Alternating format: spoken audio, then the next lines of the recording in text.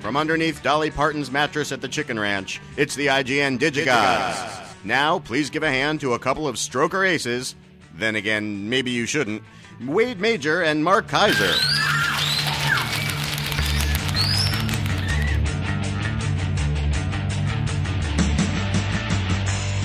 Stroker Aces reference. Corey, who is so astute? That was courtesy of Lance Taylor.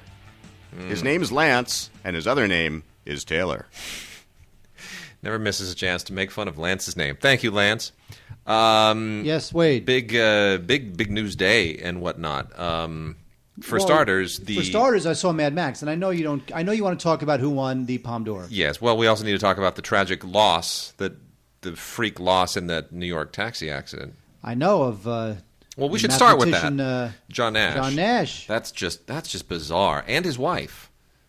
What kills me about stories like that is that you live so long and you go through so much, and yet you die like that. Yeah, sitting in the back of a hire car. Basically, the real life guy and his wife, played by Russell Crowe and Jennifer Connelly in A Beautiful Mind, Best Picture of 2001, which I can't believe it's been 14 years. Tragic freak New York taxi accident. Weren't wearing their seatbelts. Taxi swerved or something. And honestly, who wears? Again, he's 86. I think she was 84, something like that. But still, who wears their seatbelt in a taxi cab? Nobody. Nobody does that. Yeah. Although when you're that old, you maybe should but then again, it's like, you've taken taxis for decades. Why today would you get into an accident? Strange. Speaking of which, by the way, I have to say, so sad. That is sad. I went to a funeral the other day. Yes. And I have to give a shout-out to someone who's very important to me in my career, John Axelson. Yeah. John Axelson was my number 2 on The Mann Show. And John Axelson was one of those classic cigar-chomping, ball-busting, brick wall guys who didn't take crap from anybody, was incredibly brutally honest, but was very loyal and always had your back, was also very honest. Yeah. And I remember the funny thing going to this memorial service was a bunch of people from The Mann Show were there to pay their respects. Even though The Mann Show had been canceled, over 12 years ago, that's how much of an impact John had on their careers and their lives. And you get to hear these stories about John that I had no idea because I'm too busy executive producing the show that I don't know what goes on from moment to moment. And you hear these stories. I mean, there was this one guy who told this funny story. He says to me, this is at the funeral yesterday, he says, so Mark, I just want to tell you a story. So about 3 weeks before the show was going to wrap, I had quit smoking. And because I had quit smoking, I was becoming, like many people who had just quit smoking, a little edgy, a little ornery, a little short-tempered, a little tough to be around. So basically at the job, I was a jerk and unpleasant to work with because I just quit smoking. So John calls me into his office and sits me down and says, look, man, I love you. I am so happy that you quit smoking because it's good for your health. But I'm telling you, we only have 3 weeks left, and you're becoming a pain in the ass, and nobody wants to work with you anymore. So here's what I need you to do. I need you to keep smoking for another 3 weeks. Just start smoking again for another 3 weeks, and then after the show is over, you can stop smoking. And so he did. This guy said, that makes sense. So he started smoking again for 3 more weeks, and then when the show was over, he stopped smoking forever. But John was the type of guy who would literally get you to do something that might kill you because that was how forceful and persuasive he could be. That's pretty great. So John Axelson, the most important hire of my entire career. I could not have gotten through that show without him. So I have to give a shout out to John Axelson and my condolences to his friends and family. And that's John Axelson. He was the best. Well, that's... So 2 pieces of bad news to start the show. 2 pieces of bad news, but you saw Mad Max Fury Road. Oh, yeah. Right? It's just sheer pandemonium. It's just incredible. And we were talking about this before. You were just saying the same thing to me, which I said on NPR, on Film Week, when I was on with Tim, which is that it restores the how did they do that factor, because we've gotten away from that. You watch the Avengers or Iron Man and you go... Yeah, but I know how they did that. It's like a bunch of nerds sitting in front of a computer and just doing CGI. I know how that's done. It's not real. Here, you're like, that is a truck and a bunch of cars, and they're going 60 miles and 80 miles an hour across the Namibian desert, and there's flames and there's a guitar and explosions and actors who are hanging over. And I don't know. I have no idea how they did that. There's guys on poles dropping onto the. I'm clueless. I have no idea how you did that. And that's wonderful to have that, to feel that again. I'd forgotten. I was numb. Right, I'm like, the all CGI. I almost wonder whether if you're 22 years old and you're watching this film, whether do you respond to it in a way that, oh my God, this is different for me, or do you just go, well, it wasn't as good as Fast and Furious, because in Fast and Furious they went over a cliff. Yeah, well, in Fast and Furious, that's pointed correct. Thank you. But if Fast and Furious, it's not even about the wow factor. It's about the bohunk factor and the cool and it's a style thing. The movie's kind of because Fury Road is kind of underperforming now. How do you want me to just point the microphone at your mouth? Point it at your mouth. I thought it was not your chest. I need to point my mouth at the microphone. Nah, that would help too. It's rated R. Yes. So that limits it. It does to some extent. Yes.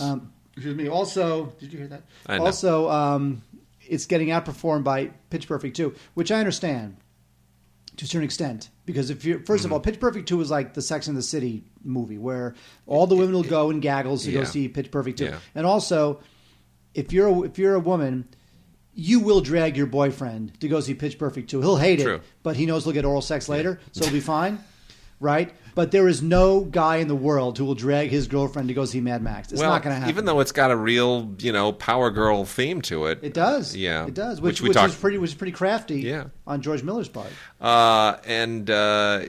Pitch Perfect 2, it's all right. We'll cover that when that comes out on Blu-ray. But Mad Max, man. Oh, it's out of control. Those polecats?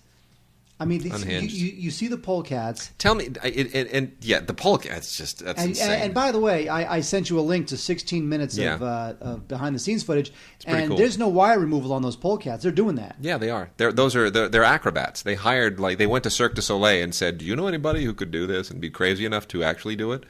And they did that. They're acrobats. And by the way, not to fawn too much. Yeah. There's plenty of CGI in the movie. Oh, there is. You just have where was it deployed? Yes, the moments that make you go, "Oh wow," are not CGI moments. They aren't.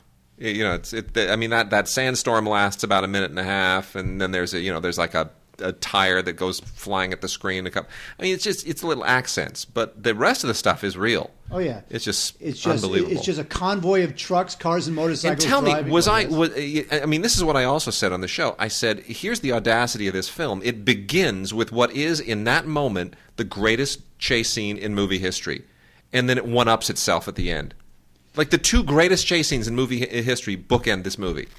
It's incredible. I would have to say it's probably the best practical, barely CGI enhanced chase scene in movie history. It's amazing. It's great. It's amazing. Anyway, and and actually, what's funny is I actually found Tom Hardy the least interesting part of the movie. He kind of is. He was almost like he almost took a back seat in his own movie. To Charlize Theron. Yeah.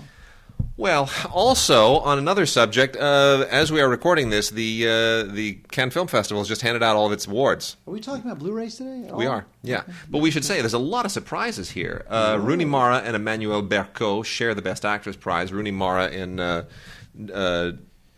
film Carol, which is coming out at the end of the year. Lesbian love story between Rooney Mara and Cate Blanchett, based on a Patricia Highsmith novel. So that's that you can bet that's going to be an odds-on Oscar contender at this point. And Vincent Lindon just won Best Actor for Measure of a Man. Basically, as a guy trying to cope with being out of work forever, which is fascinating because just a few days ago, literally 6 days ago, Tim and I, right after we did our little film week spiel, we sat down and we did a trio of audio commentaries for Cohen for a bunch of 3 forthcoming films, which I will not make mention of, but one of them has Vincent Lindon in it. And I'm looking back, and in our commentary halfway through, we're like, we got to stop picking on Vincent Lindon because his character is dumb. He's not dumb. His character is just sort of self-absorbed. And we were kind of being a little bit snarky about it, but. And now I'm thinking, damn, why didn't we do this tomorrow? Because we could have mentioned his Palme d'Or win. Ooh, that's true. It's timing. Dated. Who knew? Your commentary. But what's interesting is Son of Saul, the Holocaust film by that her first time Hungarian filmmaker. It was expected to be a contender, as was The Assassin by Hu Xiaoxian, the legendary Taiwanese filmmaker who, it's like, well, either it's going to be, the newcomer or the veteran, right? And neither of them got it. Hu Xiaoxian got director, Son of Saul got the grand prize, the runner-up award, and Jacques Audiard won this completely unexpected Palme d'Or with his film Deepan, which is about a Sri Lankan refugee immigrant family in Paris. Well, you could tell, for some reason, the Coens, they just wanted to spread the wealth. Everybody Clearly. kind of got something. Well, which is funny for the guys who, when they won their Palme d'Or, they literally got everything. They resulted in a rules change that said, okay, juries can no longer give Best Director and Palme d'Or to the same film, and you can't give more than 2 awards to the same film. Because Barton Fink won Palme d'Or, Director, screenplay and actor. They gave it everything. There was no spreading of the wealth that year. And everybody was kind of angry about it. There were a lot of good films in the competition, and Barton Fink walked away with everything because Polanski apparently went bananas for it and muscled the jury into voting it everything. So anyway, the Coens obviously are trying to atone for that, I guess, in some sense. So yeah, everybody got a little something. Yeah, so good stuff. So some of that stuff you'll be seeing at the end of the year for awards considerations, and hopefully they'll come to your small town if you're in a small town. Well, we've got some listener mail today, and we have a Vox box. No. Okay, so we'll be getting to that a little bit later, but we should start off. Let's see what we should start off with, Mark. It's your choice. Let's knock out some television first, starting with. Oh, my word. This gigantic, massive box that I have in my hands here. A lot of complete series sets are coming out now from Paramount. And this one is Walker, Texas Ranger, the complete collection. For those of you who feel like there's just not enough Chuck Norris in your life, this is huge. This thing ran forever. Absolutely forever. Can I tell you something? Yes. Do you realize that when Alexander Bell invented the telephone, he had 3 missed calls from Chuck Norris? He did. That's how cool Chuck Norris is. You realize that Chuck Norris died 20 years ago, but death just hasn't built up the courage to go tell him. So you realize that some magicians can walk on water, Chuck Norris can swim through land. They never get old. They're just so great. You realize that Chuck Norris can cut through a hot knife with butter. Chuck Norris is the reason why Waldo is hiding. Death once had a near Chuck Norris experience. Chuck Norris can slam a revolving door. Oh, it's the best. Oh, it's too funny. It's just they never get unfunny. But there's no end to them. They just will never end. Oh, they're the best. Anyway. And you know what? In the Expendables... Chuck Norris doesn't wear a watch. He decides what time it is.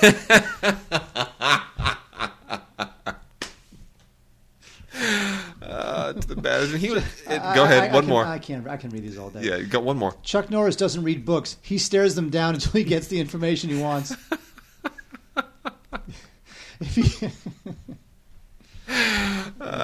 It's too good. Anyway, he was the best thing about Expendables 2, When he shows up for all of 16 seconds in the middle of the thing, and then again at the end, he's hardly in it, but he's the best thing about it. Anyway, so here we are, all 8 seasons of this, and for some reason, even though that's a long time, doesn't it feel like this show was on the air for 20 or 30 years? Well, they also had TV movies, and they extended its life that way. Well, here it is. This thing weighs about 18 tons. It's the size of 4 adobe bricks, and basically you get 2 very, very large keep cases. I didn't even know they made keep cases that thick. There are 2 huge ones in here that have 3 seasons apiece, 1 through 3 on one keep case, 4 through 7 on the other, and then there's a smaller keep case that has season 8. But Mark, look how thick those keep cases are. Did you even know they made them that thick? It's impressive. They're 4 inches thick. It's pretty much the final word on Walker, Texas Ranger. Final word. 198 episodes. A whopping 8 seasons. And this is not a good show, by the way. It's just really not. Isn't. It isn't. Conan O'Brien used to make fun of this show all the time with clips that, once they had the merger, whichever merger it was it Universal? Is that how that was? Because Universal, well, it's a Paramount DVD, but didn't Universal produce the show or something like that. I did forget. Universal produce the I show? can't I don't remember. know. I can't remember. It aired on CBS, right? That's why it's on Paramount DVD. Anyway, at a certain point, Conan O'Brien, because of the merger, the Universal Comcast merger, somehow that enabled him to have the right to start showing Walker Texas Ranger clips every single night. So that was enormously amusing. Anyway, so here it is. I mean, what do you want? It's Walker Texas Ranger. It's a huge brick of a show, and I grew up with Chuck Norris. I went and saw Good Guys Wear Black with my mother because I couldn't get in alone because it was rated R. I never liked those. I never liked those movies. I thought they were just lame and B-movie-ish and silly. Whatever. There's a show called Major Crimes, which for some reason keeps going on TNT. I don't understand why. There's actually a new season that is just starting up. The only reason why I even remotely scanned this show is because it gave Mary McDonnell work, and that's a good thing. Because Mary McDonnell was in Dances with Wolves. I love Mary McDonnell. I really do. She hasn't had the best career. I know. Yeah, she had a lot of bad Sneakers and then a couple other things, and then she just kind of went away. Sneakers is fun. It's okay. Oh, how dare you? Yeah. Anyway, this is about it. It's about the LA Police Department and it's their Major Crimes Division, which of course in real life does not exist. But Major Crimes third season. It's just another one of those shows. What can I say? It's all sorts of crazy cases and there's murders and there's a bunch of crap. I mean, I think there's shows like The Closer. I think are better than this. And certainly the various Law and Orders, as formulaic as they are better than Major Crimes. This is just sort of like another one in the bunch, a little generic, but people seem to like it. Yeah. Also, we have Season 2 of Orange is the New Black. Orange is the New Black, of course, nominated for a bunch of Emmys, bunch of Golden Globes. People love this show. It is... it's very edgy and crazy and out there and weird and dramatic and just a little bit funny. So I'm totally on board with this show. Laverne Cox is great in it. What's her name? Taylor Kinney? What I forgot. It's a really well shot show Taylor too. Schilling. I mean, it transitions to Blu-ray very nicely. I mean, it transitions very, to very Blu-ray. bright oranges and deep blacks. There's 4 featurettes. It's very on orange it. and black. There's audio commentaries on it. And I have to say, the best part about it is how convincing the Russian accent is on Kate Mulgrew. That's true, isn't it? Kate Mulgrew, a former captain of the Enterprise or whatever, Voyager, does have a great Russian accent. Some old TV, and then I'll make mention of some new TV that's old already. Gene Autry Collection 10, fully restored. Gene Autry was never, of all the singing cowboys, he was always the one that bored me the most. But, he went on to own the Angels and did a hell of a job, so good for him. Anyway, this isn't sort of technically television, but most people grew up with this stuff as TV, so... The Singing Vagabond, Oh Susanna, Rootin' Tootin' Rhythm, Western Jamboree, these things were constantly on television when I was growing up, and they're all kind of the same. Gene Autry's very unconvincing, regardless of what he does, but he's just a pleasurable guy. He's, so these are, it is what it is. The Wonder Years has been out now in the complete edition, the full series, but they're releasing them individually now. So Season 3 is out, and the show's definitely kicking by Season 3. That's one of the more popular seasons. It sort of has the format is all established. And then, lastly, I hit the mic. We have this thing called Hello Ladies. Hello, ladies. That's it. Which was a very, very short-lived HBO series, and this is kind of a sad thing because it was one of the producers of The Office who was involved in getting this going. Not obviously any of the key personnel like Ricky Gervais or anybody, but. It means to be an interesting fish out of water thing with this guy from England who comes to Los Angeles and he's he's a web designer, and so you have this nerd factor and you have the fish out of water factor and the web factor, and it screams I'm trying way too hard to be hip and integrated and the story of the moment, the comedy of the moment that's hip and connected to everything, and that was it. It sort of died on the vine, and you got about 6 hours of this thing, which is the complete series and the movie, and that's it. And I don't know. It's a curiosity. It's going to quickly go away. This thing, I suspect, will be out of print before we know it. So if you have any affinity for it, pick one up now because it probably won't be around very long. The only reason I remember the show is because when I downloaded the Onion app, the Onion iPad app, it would come up with a pop-up ad for Hello Ladies. Yeah. And it would sit there for like a minute, 2 minutes, 3 minutes. Yeah. And then I realized that the Onion app doesn't work. So I had to uninstall it. So really, the only thing I remember about the Onion app is Hello Ladies. There you go. Wade, what happened to Michael Mann? Wow. You know what? Michael Mann, that guy was just a street-level badass guy, just urban warfare. I'll tell you what's wrong with him. He's trying to be relevant. When filmmakers try to be relevant, when they try to keep up with the zeitgeist, when they try to when they're older directors and they try to show how connected they are to the stuff and the hipness and the kids and the thing and whatever people are talking about and social media and blah, blah, blah, that's when they lose their way. Michael Mann should just be saying, I'm going to make a Michael Mann movie, and if the rest of you are on board, good. If you're not, too bad. You miss out. If he can get money for that, if he can get funding for that. Well, that's the thing. I don't think he's willing to do There's only one reason why this movie got made. Okay. Chris Hemsworth. That's right. We're talking about Blackhat. Blackhat. The problem... but, Chris, is there a hacker anywhere? Tilt your mic to your mouth. What is it with the mic today? Get an angle. Get an angle on it.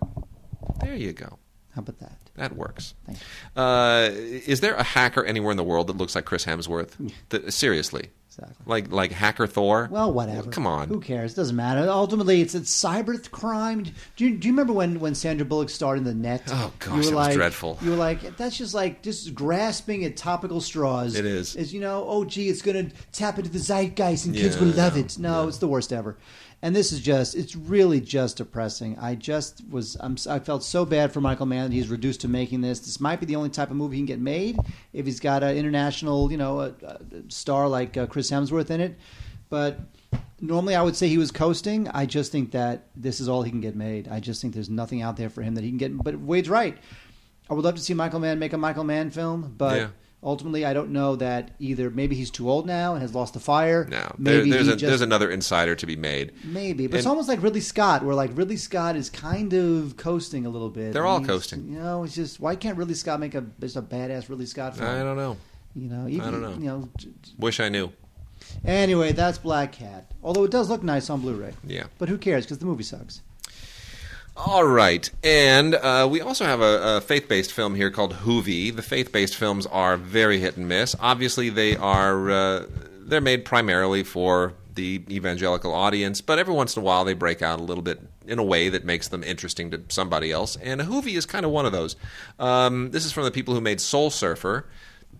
The same production team, including director Sean McNamara, and Soul Surfer is a good film. It really is. It's a good crossover film. Obviously, a lot there for the faith audience, but it's a great story. It's that girl and the shark and the whole thing. I mean, that made headlines. Hoovey is less well known, but it's a true story and deals with this family and this kid who.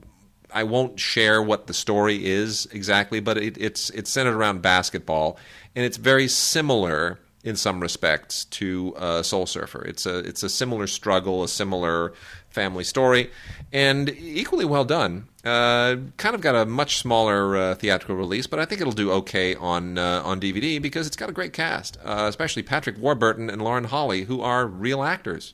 And when they put real actors in these movies, they somehow take on a different veneer. They don't feel quite so preachy and strictly religious. So, Hoovey, if you like basketball, if you like good family dramas, you don't even have to be particularly religious. Hoovey's a pretty good story. Wade, speaking of what happened to, here's another director, what happened to Spike Lee. Yeah, but see, what he's doing is he's like, if you're not going to fund the movies I want to make, then I'll make them myself. I'll make them with a bunch of film school kids. I'll bring my kids, and I'll pay. But he pays them. He doesn't expect his students to actually work free. He pays them. All that's fine. Yeah. I just don't know that I like it when it results in movies like The Sweet Blood of Jesus. It's not a very good film.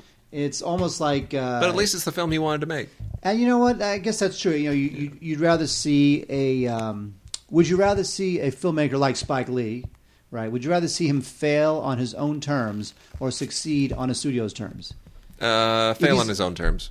But here's the thing: if you see him succeed on a studio's terms, you get Inside Man, which I liked a lot. True. So really, there's pros and cons to both. Yeah. But someone like Spike Lee, you want to see him. Yeah. Yeah. Look, the movie was funded partly through Kickstarter, right? As you say, he pays his crew, even though they're all these film student kids. So it's basically it's kind of like Spike Lee's, I guess, vampire film. Yeah. It's about this African artifact, and this doctor gets cursed with it, and what happens after that. So, I really think the problem with Spike Lee is that he really blew it with Old Boy. Yeah, he did. He really blew it. He did. That was his chance to kind of get back in the saddle and to get back in good graces and start getting projects offered to him, but he didn't. That should have been And frankly, I don't know that could have worked in anyone's hands, but he certainly should have done a better job with it than he did. Let's see. Let's talk about The Loft, which should be a better film. It's not a bad film. Should be better though, given the cast. When Matthias Schoenaerts, first of all, one of my favorite actors in the world. That guy just gets better and better. Matthias Schoenaerts, along with Wentworth Miller, James Marsden, and Carl Urban, who keeps reinventing himself in curious and interesting ways. Yeah, it should be a better movie, but it winds up being kind of a generic modern thriller noir. A lot of tough guys and who've created this place called The Loft, which is a penthouse where they do naughty things. And then suddenly there's a dead body and nobody knows how the body got there and everything, and then suddenly there's a lot of clues pointing at different people and yada yada yada. So you get into this what should be a really kind of an interesting thriller, except it's, as most thrillers are, the setup is more interesting than the payoff. And when you're doing kind of quasi modern noir, that you got to have a payoff that really really just nails people. So anyway, that it's okay. It should be better. The cast should be better, but it's, if you like the actors, you'll probably enjoy the film nonetheless. Also got a thing here called Butterflies of Bill Baker, which is another one of these little indies that really kind of is surprisingly very, very good. These movies that are made for next to no money by people who are just going out there and gritting their teeth and throwing it together. This is from Running Bear Media. And the idea here is, this is actually just a really, really sweet film about this guy, Bill Baker, who has a passion for butterflies, of all things.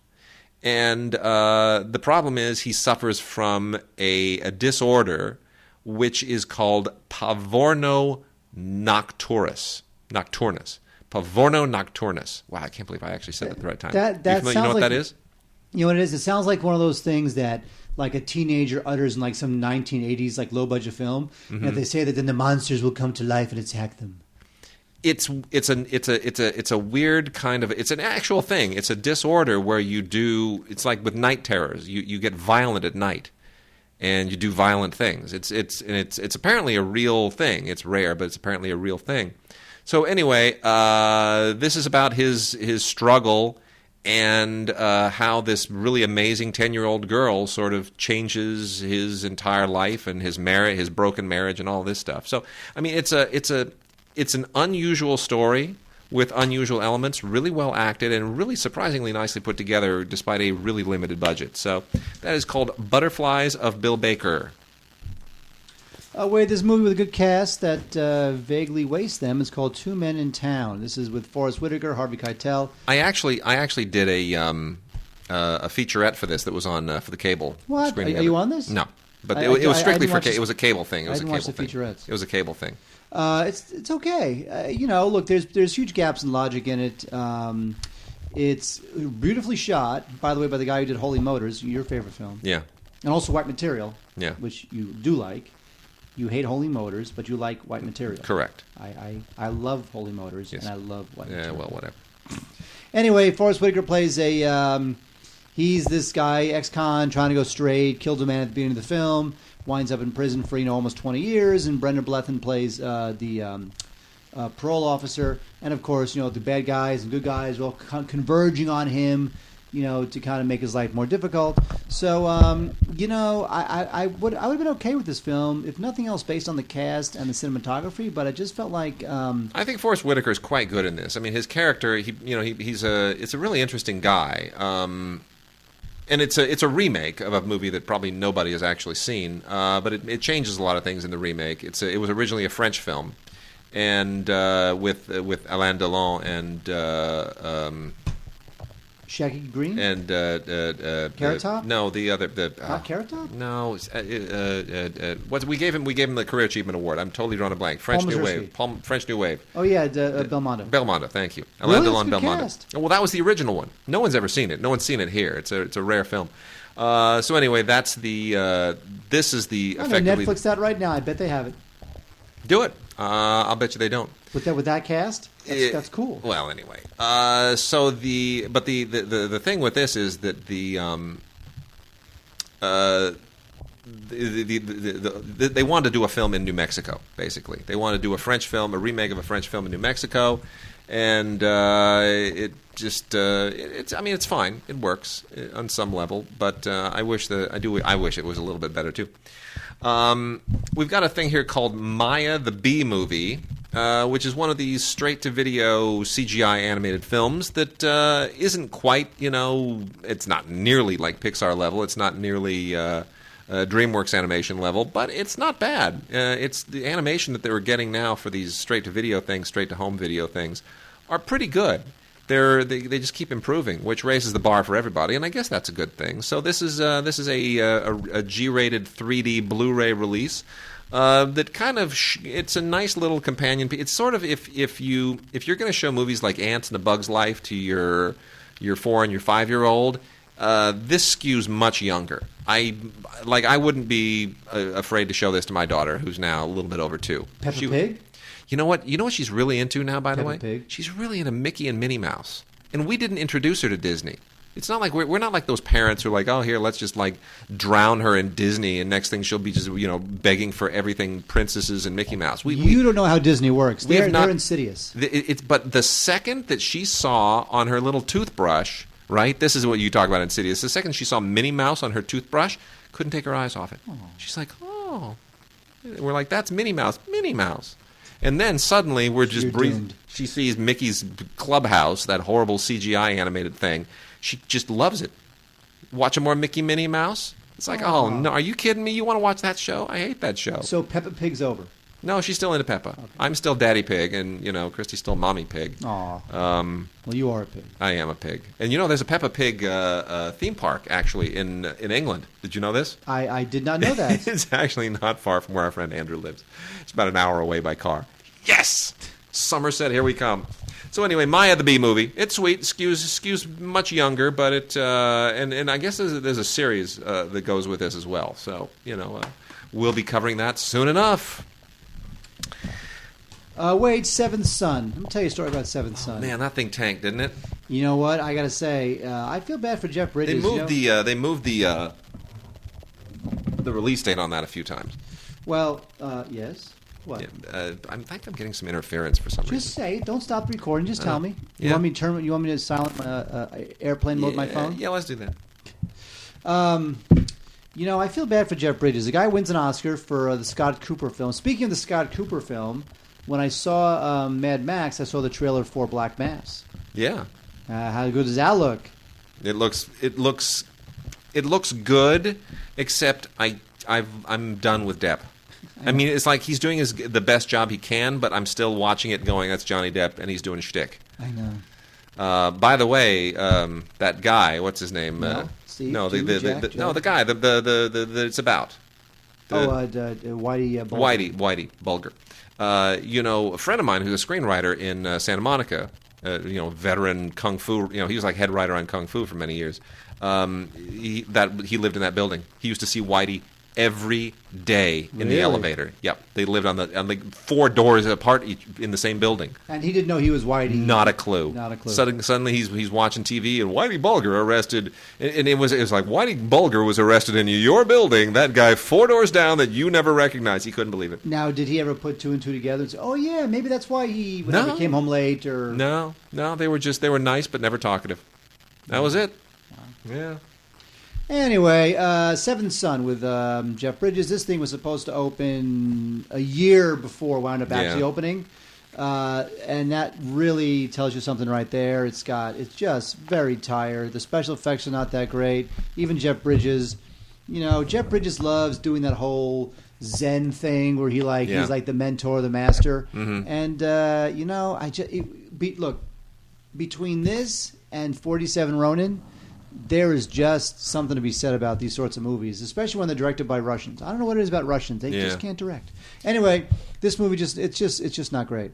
I would pass on this totally. Although I will say it's got a great cast. Obviously, Julianne Moore's in it, and obviously, as we said, it's got an alternate ending. It's got an alternate ending. Yeah. It looks good. The only thing is that the effects aren't that great. Movies that have alternate endings as extras, really, we've never talked about this before on the show, but that is such a warning. If you're looking at a movie and one of the extras is an alternate ending, that doesn't mean, oh, they thought it would be really cool to go and shoot an alternate ending. What that means is the original ending didn't test well, and we had to shoot something else. So here's the movie with the crap ending that was decided by committee, along with the original ending that really probably works better. That's what that means. True. So when you see that on a film, that is a red flag that this movie was completely distorted after some bad test screenings. Could be true. Although look, it doesn't necessarily mean the film is doomed. If you look at like the most famous changed ending, Fatal Attraction. The original ending's better though, but not as commercial, not as popular. That is true. I know. Anyway, so I would pass on Seventh Son. Murky plot, special effects not that great, and I'd pass on this. Yeah. So we also have Hot Tub Time Machine 2, Hotter and Wetter unrated cut. I hated the first one. This one's just even worse. You know what? I wanted to like the first one because the whole idea of a hot tub time machine is obviously ridiculous and it's funny. It's just nonsense. This is a Blu-ray DVD set. It's more of the same. It's just ridiculous. Chevy Chase shows up here for some godforsaken reason, and this is the unrated cut and blah blah. It's got a commentary with the director and the writer and the making of and lots of stuff that just is pointless unless you just love this movie to begin with. But Mark, this is also what they sent to us. Can you believe this? This is what they sent us. A dick pad. Loosened to what? What does it do? It's a thing from the movie. It's just insane. Wait, what does this do? Here we go. The 12-inch dick pad is our thickest one yet and is capable of handling any job it's given. It comes loaded with advanced technologies, including our patented soft touch ID sensor, so you'll never have to worry about someone else handling your dick pad. It's a joke. It's a stupid joke. But it's not self-explanatory. I don't know. No, because you have to have seen the movie. You have to have seen the movie. Yeah. Okay. But why would they send that to us? Not only that, why did they make 10,000 of these, or however many they made? Exactly. To give them... I'm just mystified. I am It's too. the strangest swag that we have ever gotten with It's the strangest swag. Because if you haven't seen the movie, you're going to look at that and you're going to go, is this real? Is this a joke? Why are you sending me this? Well, it's definitely real, and it's definitely a joke. Yeah. But it's a lot of money spent. I mean, just send me like a pen with the logo of the movie on it. Exactly. That I can use. That actually has. I can put that on the desk. I'll sign checks with it. I'll make notes with it. Write down doodles while I'm talking to people who bore me. Whatever. But honestly, I'm gonna do a search on dick pad. Yeah, do that. And while you're doing that, I'm going to go through some BBC and British stuff. Jeremy Piven and Mr. Selfridge, season 3. The other department store set British television series, which is kind of somewhat peripherally connected to Downton Abbey. Jeremy Piven, man, this guy, what a charmed career. He walks from Entourage, which is sort of like his defining television moment, and he walks right into this defining British show as Mr. Selfridge, the famous American who founded the British department store Selfridges. The thing with him is that I never take him seriously as an actor. I don't know that he's so good on this. He's so good on this, and this just gets better and better. I mean, there's nothing here that actually happened. They're just using an actual guy as kind of the foundation for this show, but the whole milieu of it is really compelling. We also have Stephen Polyakov's Dancing on the Edge, which is also from PBS on Blu-ray. Wonderful cast, especially Matthew Goode, who I just think is one of the great British actors right now. Terrific cast also includes Jacqueline Bisset, who just seems to age at the slowest rate since like Tar. Chiwetel Ejiofor, Joanna Vanderham, and John Goodman, all of them in this, all of them wonderful in this. John Goodman's wearing a lot of tuxedos lately. He's kind of trying to forge a new career as that older gentleman, that patrician gentleman in American and British period films. Anyway, this is set in London in the 1930s during the jazz era, and Stephen Polyakov, who is a really terrific writer and not a bad director. This is a really cool period, mystery drama that is just beautifully done. High caliber all around. We also have from Acorn on DVD, The Mystery of Lord Lucan, which is a couple of really cool dramas based on unsolved crimes, and that makes it interesting in and of itself. Anything that's unsolved is much more interesting than stuff that's solved, in case you didn't know that. Foyle's War, set 8 on Blu-ray with the wonderful Michael Kitchen, who just first-rate actor always. I don't know why he never had a big feature career. Because he has a silly name. Masterpiece Mystery has a new star, and that is Grantchester on PBS, which is also a really sharp show. Great mystery. Deviates a little bit from what we normally expect with British mystery, but it does so in a really cool way. This is village mystery stuff. So you're dealing with this guy set in 1950s, this little town called Grantchester, and the priest who it's his congregation, and it's all the things that go on. It's small town nastiness. And then we also have Jamaica Inn for television, which is going to connect to the other Jamaica Inn we're going to talk about in a second, the original Hitchcock film. This is the same story done British television style, with the wonderful Jessica Brown Findlay, who was one of the daughters on Downton Abbey until she died while in childbirth, based on the Daphne du Maurier novel, which is always really good. Joanne Whalley, Matthew McNulty also show up in this. I don't think it's better than the Hitchcock film, but it's certainly less dated and it's longer and more faithful. This is like 3 hours long, has a certain epic feel to it, and it's a great story if you've never read it. And then lastly, Wolf Hall, which is getting a little bit of traction. I can't say that I'm all that hugely fond of Wolf Hall. I'm not familiar with the novels, which were written by Hilary Mantel. I do like Mark Rylance, who is the only recognizable figure in this, but I'm willing to give it a little bit of a chance. Basically, the relationship of Thomas Cromwell, not to be confused with Oliver Cromwell, and his relationship with King Henry III, who here is played by Damian Lewis, in a pretty good performance. And all of that stuff is kind of similar to another movie we're going to be talking about next week, I believe. Yes. Probably next week. It's on the stack for this week, but I think we're not going to get to it, which is, of course, A Man for All Seasons, which includes the figure of Cromwell, includes Henry VIII, and that's a big deal in that movie as well. So Wolf Hall and A Man for All Seasons, which was Best Picture of 1966. A little bit of connectivity there, too. So speaking of which, Wade, why have we not gotten to the Vox Box yet? We will. Right now. No, we will. Right now. Okay. I don't want you to forget. Okay. No, we're going to do it. So, all right, Mark, yes. give us the lead. Really? I can do Go it ahead. now? Do it now, yes.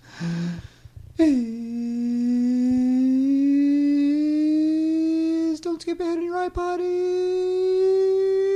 Wade's looking at me funny. Wade wants me to stop now. Hello, Mark and Wade. This is Jason Levy. In episode 375, Wade, you stated that Ninja Scroll was one of the top 10 best anime films of all time. I was wondering, Wade, what are the other 9 films you believe as being of the best anime films ever made? Thanks. All right, thank you, Jason, for putting me on the spot for something that was a slip of the tongue in a way. No, there are. I said top 10 because I didn't want to have to say the best or one of the 5 best. I wanted to give it a little more latitude. Look, I think, great anime. When I think of great anime without sort of going through the entire history of anime, I think of Spirited Away. I think of Grave of the Fireflies. Definitely Metropolis, which I think is fantastic. Oh, yeah. Akira for sure. Definitely Akira. So, I mean, I wouldn't want to actually have to rank any of those. I do like Blood the Last Vampire. I think that's completely unique and totally original. That's a really, really cool film. There are others that The Wind Rises. just a couple of years ago. I thought that was Sure. a beautiful film. I would probably put that in the top 10. Top as 10 of well. all time? Top 10 anime films. Oh, sure. Yeah, of all time. Then there's stuff like Millennium Actress and Porco Rosso and those things. I don't know if they're kind of in the mix, depending on my mood. But Grave of the Fireflies to me is the top animated anime film of all time. That's just the best. Now, doesn't get any better. Are you pro or con Cowboy Bebop? No, not a fan.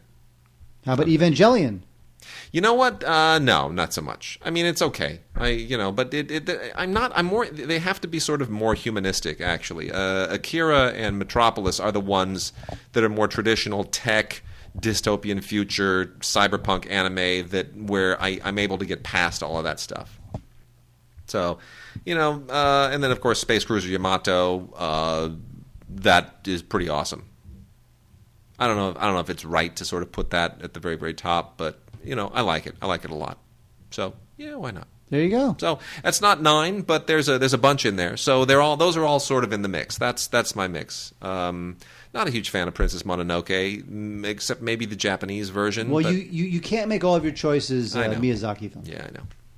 They should be though, right? Pho. Too bad there wasn't. There needed to be a Speed Racer animated movie. Not the thing that the Wachowskis did. I disagree. That Wachowski film was great. Ugh, blah. Blork. Yuck. Blork. All right. You know what? Real quickly, too, before we get into the final. Actually, you know what? Let's do some foreign stuff real quickly. Because we've got some really good criterions in here, and so let's blow through some foreign stuff. I'm not going to call this a foreign language, but this needs to be made mention of. We've got a really interesting new line here, which is sign language, American Sign Language DVDs, which I'm kind of amazed that they haven't released this before. This is from a company called Dawn Sign Press, and they're going to be releasing a lot of these. They're called Once Upon a Sign. That's the line. It's inexpensively made, but I think it's a great idea to release things for people who are deaf and can enjoy these stories told with American Sign Language. I think that's an unbelievably underserved audience. It's amazing to me that nobody else has thought of this. This is about 24 minutes long. Also has voiceover, and the story here is The Magic Mirror. And it's again, inexpensively done, but it's very nicely told, and especially if you're talking about kids, deaf kids who are learning sign language, this is just a wonderful, wonderful thing. So bravo to them, and we'll talk about more of their titles as they release them. This is just really, really wonderful that they're doing this. And then we also have a film from Draft House on Blu-ray. This is a Blu-ray and digital HD combo set called Amira and Sam, which is probably should be better than it is. This is an Arabic language film, which I always celebrate. Anything that sort of tries to enrich our understanding of the world of Arabic language cinema, which is not heavily well represented around the world.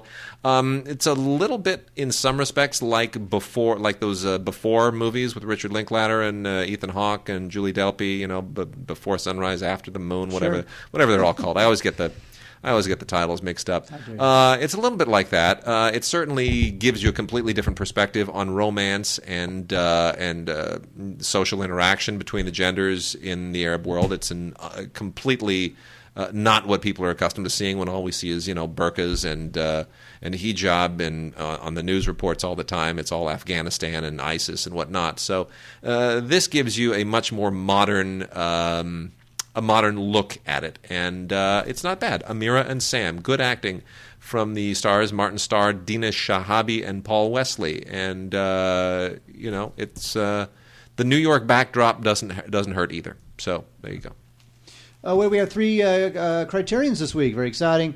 2 from Costa Gavras. The first is State of Siege. Now, with Costa Gavras, he always deals with like political corruption in Latin America or in Greece or in Czechoslovakia.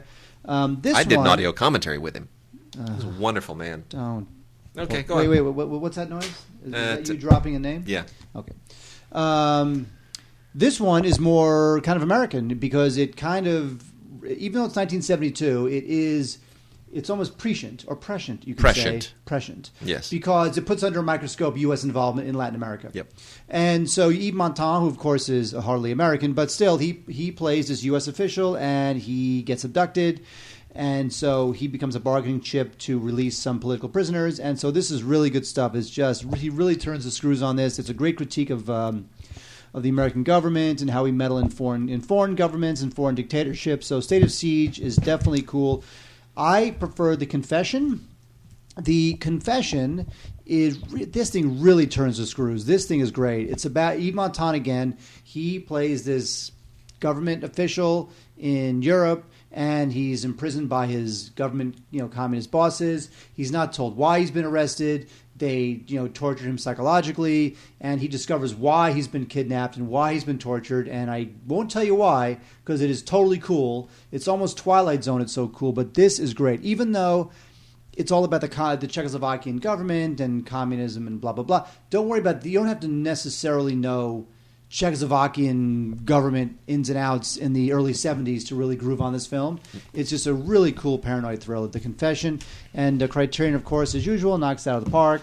They have an on-set documentary, which is cool. Of course, the usual essay. So I like The Confession a lot. State of Siege I liked a lot too, but a little bit less. Also, we have The Merchant of Four Seasons. Now, The Merchant of Four Seasons is an early film from Fassbinder, and this one is interesting. It's kind of funny. I think that Fassbinder wasn't as funny later in his career. I think you can probably say. Well, anyway, he's been making comedies. I mean, films that are relatively comedies. Right. I mean, they're not ha, but No. they're that's amusing. So he's been doing that more lately. But Merchant of Four Seasons to me is him working out his style. It was early in his career. It's about this policeman who, he's not a policeman anymore. He served in the war, and now he's trying to make ends meet as a fruit vendor. And so it's really cool stuff. I would recommend this highly. It's a new 4K digital restoration. Again, this is from 1971, so 4K is great, although the film will never look fantastic. There's an audio commentary featuring Wim Wenders, which of course is great. Another, cinematic icon from Germany. New interviews with some of the actors, and it's good. Good stuff. Merchant of Four Seasons, good. Not as good as The Confession, and a little bit, and also State of Siege. Bravo. On Blu-ray and on DVD, not together, but separately, from our good friends over at Cinema Libre is Days of Grace, Dias de Gracia, which is just another really intense, unbelievably cool Mexican film. Something just happened in the last, 15, 20 years with Mexican cinema. And there is just this ongoing onslaught of really interesting Mexican directors, not all of whom I particularly like, but I confess they're all interesting, and they're getting films in festivals, and they're really making an impact. This film is all about the obvious crime issues right now in Mexico. This is from director Everardo Gut, G-O-U-T. Really a talented guy, and the whole thing takes place over the course of 3 different World Cup tournaments. And it feels a little bit like Amoros Perros in some respects. It feels like it's kind of trying to tread some of the similar territory, but it does in a really original way. A lot of high style, very violent. It doesn't make you exactly want to go to Mexico. I'll tell you, it's not a tourist film, but it's done really, really well. It's very stylish, and even Scarlett Johansson shows up in here. So that's pretty slick stuff. Days of Grace, Dias de Gracia. Check that out on Blu-ray in particular, especially with the stylish visuals. And then we have a French film from Céline Sciamma, who previously has done Water Lilies and Tomboy, usually deals with films that are primarily oriented towards coming of age, basically young lesbian women or women who have gender identity issues. And Girlhood is a little bit of a change. It's still a coming of age thing. It's not necessarily sexually oriented. This is more about a young girl who and it's entirely takes place in the sort of the next generation African immigrant community in France, and you've got this young black girl who just doesn't have a great upbringing and finds solace in a group of group of girls that kind of take her in a different direction, maybe the wrong direction, maybe a better direction, but it's how she sort of encounters all of these hurdles that are just a part of her socioeconomic circumstance and how she copes with them. And it is a tough but ultimately inspiring film, and really a step up for Celine Sciamma. That's on Blu-ray. It's called Girlhood, and it was a big deal at Sundance and at Cannes last year. Definitely worth checking out. So that one is out there from the good people at Strand on Blu-ray. Strand does not often do Blu-rays, but this one they clearly knew they had something special. By the way, we wrap out, don't we, Wade? Wrap out with this, the show. The show? No, I got a few other things here real quickly. Okay. Yeah. Golden Globe winner for Best Foreign Film, Leviathan. This is also Academy Award nominee. A lot of people had it in their Oscar pool, including me. And this is a terrific film. It's kind of a loose retelling of the Book of Job, and it's about this guy who lives in a small fishing town in Russia, northwest Russia, and it's all about this guy who.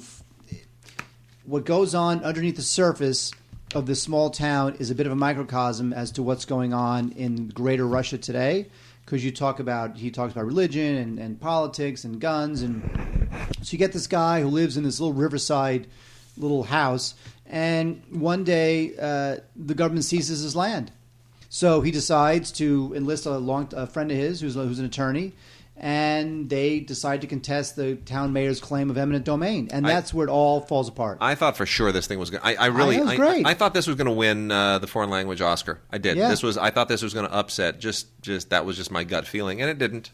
Everybody.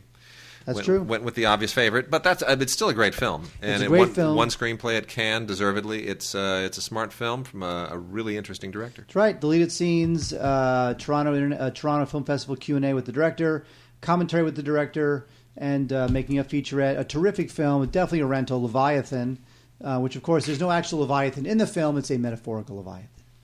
And we are going to wrap out with one from Cohen and then some from Warner Archive and Olive.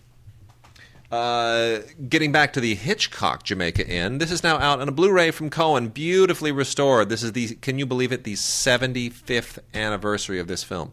75 years since Jamaica Inn. Oh, Jamaica Inn. Jamaica Inn with the unbelievable casting of Charles Laughton and Maureen O'Hara.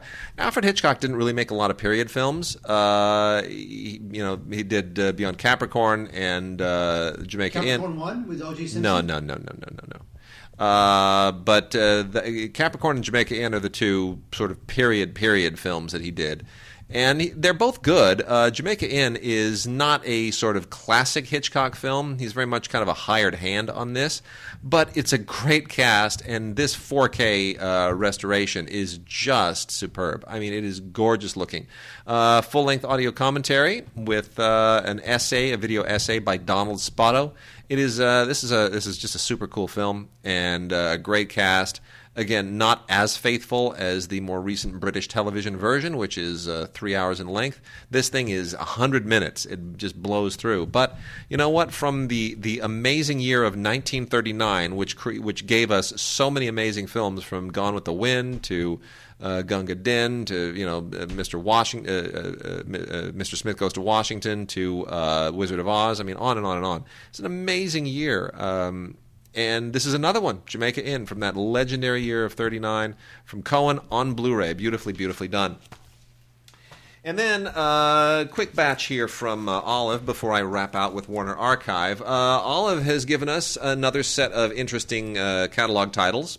All of these are from the MGM and 20th libraries. We start off with Farrah Fawcett in Extremities, which goes along with The Burning Bed as two of her riskiest but best performances. Robert M. Young, a guy that never really kind of hit his stride, but gave us a lot of good movies, not a lot of great movies, from 1986. That's all there is about this. Alfred Woodard and James Russo co-star, but it's really all about Farrah Fawcett just going raw and taking abuse and showing us that she can actually act. Peter Benchley's Creature is a truly silly movie from 1998. It just reaffirms that Peter Benchley really was a one-note guy. Jaws was all he had in him. Everything else is just ridiculous. But this thing has kind of a following because as a creature feature, it's just embarrassingly stupid and kind of enjoyable in a way. And you have people, really good actors here, who try to be a little bit serious about it, including Giancarlo Esposito, who does his level best, along with everybody else, to make this thing feel authentic. Craig Nelson, kind of miscast. Kim Cattrall is always funny. And then we have It, The Terror from Beyond Space. Speaking of creature features, this thing is just all-out silly B-movie wonderfulness. This was originally made in 1958, right in that sweet spot when we were starting to get a lot of really great silly B movies, and the Red Scare was just going completely unhinged. Marshall Thompson is about the best you get in this as far as cast, but this thing is thoroughly entertaining. And then lastly, a movie that's kind of forgotten, but remember Robert De Niro and Philip Seymour Hoffman in Flawless? Sure. What a terrific movie this was. One of those Joel Schumacher movies that's just done on a small scale but just feels earnest and authentic. Philip Seymour Hoffman in drag, totally great performance, unbelievably compelling. And Robert De Niro just kind of along for the ride to sort of just give Philip Seymour Hoffman some great supporting strength. It's a really interesting film and a fascinating relationship and friendship between these two great actors in this movie. So that's one of the better Joel Schumacher movies of the last, 10, 12, 13 years. Well, Schumacher's kind of done now, right? I think he's due for a resurgence. If he wants it, he's got to be in his 70s. Yeah, but so what? He's Joel Schumacher. So, hey, George Miller went into the Namibian desert for a year and a half or something. That's right. And then from Warner Archive, here's what we got this week in Warner Archive. Man, God bless those people at Warner Archive. They just keep giving us great stuff. Their infrequent releases of Blu-rays completely hit the stratosphere this week. Lady Hawk on Blu-ray. Lady. Oh, Mark, Lady. You remember Lady Hawk? Yeah, it's with Michelle Pfeiffer. Michelle Pfeiffer, Richard Donner, Rutger Hauer, Matthew Broderick. One of the best Richard Donner movies, because he's not trying to do the Lethal Weapon or the Superman he's not trying to be like that big blockbustery guy. He just has a really interesting story, and it's a nice little kind of Arthurian legend. It was during the time when you had a lot of movies like that. There was what was the one with Tom Cruise? Not Tom Cruise. Richard Donner film? No, not Richard Donner. Like Lady Hawk. Yeah. Those like kind of fantasy. Yeah, epics. no, there was a fantasy. Like a bunch of them at the time. It was a light fantasy moment. Legend or Excalibur or whatever. Yeah, there was a light fantasy moment. Anyway, and Vittorio Storaro shot this, and he does a beautiful job. It's a gorgeous Blu-ray. They did a really wonderful job. This was back when Storaro was, he was the man in this moment. It was right on the heels of him doing things like Apocalypse Now and kind of just before The Last Emperor. It was he was in his prime. It was really sweet. So, Lady Hawk on Blu-ray. Lady. And then lastly, tying us out with all of their great new DVDs, Warner Archive has a bunch of really cool stuff. Escape from East Berlin is such a good movie. Don Murray has never given a better performance than he gives in this movie. Don Murray was always sort of like an also-ran guy. This is directed by the legendary noir king Robert Siodmak, one of the many directors who just specialized in noir and tough films at the time. And, basically, this is, the story of Kurt Schroeder trying to figure out how to get out of East Berlin. That's it. It's an escape movie, but it's really, really well done. Then Stella Stevens, Telly Savalas, David McCallum, and Rip Torn in Soul Madrid, which is one of those pre-Godfather mafia films that aren't really authentic, but they have kind of a cool 60s, 70s vibe to them, and they're a little bit funky, and they, it feels dated, but dated in kind of a good way. Really not quite a classic mafia film as we understand it. Ricardo Montalban also shows up in this. Wallace Beery in the David O. Selznick film Viva Villa, which is it's kind of it's okay. This is the story of Pancho Villa.